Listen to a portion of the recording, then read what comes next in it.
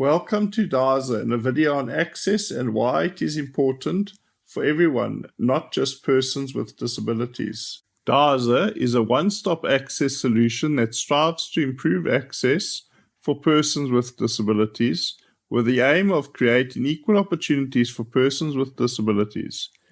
In this video, we'll explore the concept of access, its significance in our lives, and how it can benefit us all.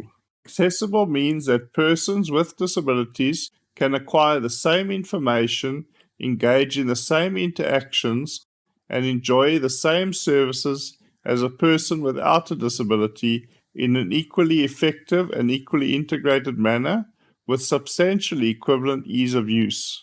Universal access is about creating an inclusive environment where everyone can fully participate, regardless of their impairment, age, gender, size, or stature. Equal and universal access is essential to promote human rights and dignity, to build inclusive societies, and eradicate poverty. In order to create truly accessible environments, we first need to understand what is a barrier and how barriers can affect people with different impairments in different ways. According to the World Health Organization, barriers are factors in a person's environment that, through their absence or presence, limit functioning and create disability. Barriers can significantly limit the participation, opportunities, and quality of life of persons with disabilities. So, what is a disability? Persons with disabilities include those who have perceived and/or actual physical, psychosocial, intellectual, neurological, and/or sensory impairments, which as a result of various attitudinal, communication, physical, and information barriers are hindered in participating fully and effectively in society on an equal basis with others. While there are a wide variety of assistive devices that can assist individuals to overcome their impairments, there are also barriers in society that can significantly limit the participation, opportunities, and quality of life of persons with disabilities. An example of this would be steps to get into a shop or building instead of an accessible ramp, or ramps that are too steep, or those who have drains or meters sunk into the ramp, which then makes the ramp inaccessible to a person using a wheelchair, scooter, or even somebody who has difficulty walking. Despite the person having a wheelchair or scooter that enables them to overcome their mobility impairment, they are now obstructed by barriers in the environment. Barriers do not only include physical barriers, but also communication barriers, such as somebody who wears a mask, which makes it difficult for persons with hearing impairments or those who lip read to understand the person. No sign language interpreters and lack of closed captioning in videos and TV also create barriers for persons who are deaf or have hearing impairments. Different fonts, the size of the fonts, colors, and spacing of text can all affect the ability of persons with visual impairments or those with dyslexia to be able to access information, whether on websites, in menus, newsletters, packaging of products, or information on the TV.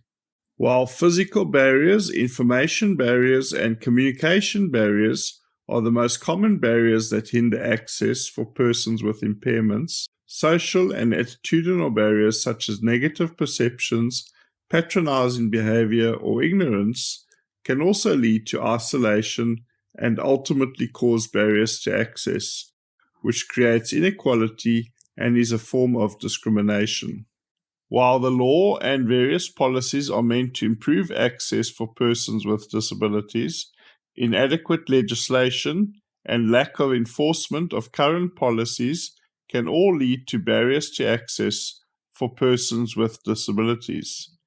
Accessible facilities showing the access sign on bathrooms, bank machines, counters, and parking spaces, which are meant for persons with certain impairments, are often not designed properly or are abused and used unnecessarily by able-bodied persons or persons with other disabilities that don't require the specialized spaces or facilities.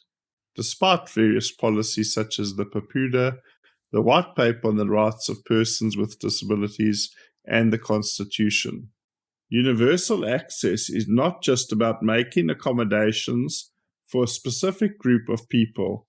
It's about recognizing and valuing the diversity of human experiences.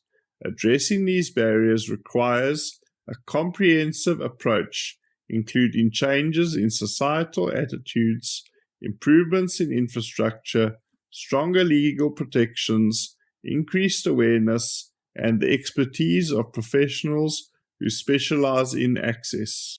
When we embrace access as a fundamental principle, we foster a more inclusive, equitable, and compassionate society that promotes safety and independence for everyone.